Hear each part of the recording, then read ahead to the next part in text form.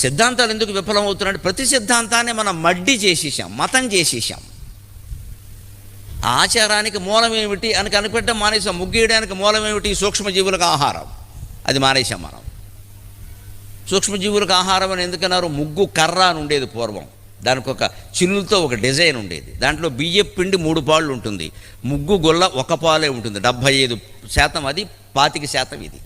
పైగా ఈ ముగ్గు కర్ర ఎంత, దానికి కనిపెట్టేవాడు ఎంత సైంటిస్టో కానీ అది ఇలా లాగుతూ ఉంటే బియ్యపు పిండి ముందు పడుతుంది, ఈ ముగ్గు గొల్ల వెనకాల పడుతుంది.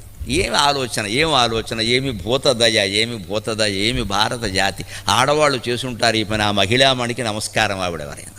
ముగ్గు కర్ర అంచేది మనం ముగ్గు ప్రయోజనం నిజంగా నెరవేరాలంటే ముగ్గు కర్రతోనే ముగ్గు వేయాలి, లేకపోతే మీ చేత్తోనైనా వెయ్యాలి. లేదే ఎవరికీ నడువు వంగదో.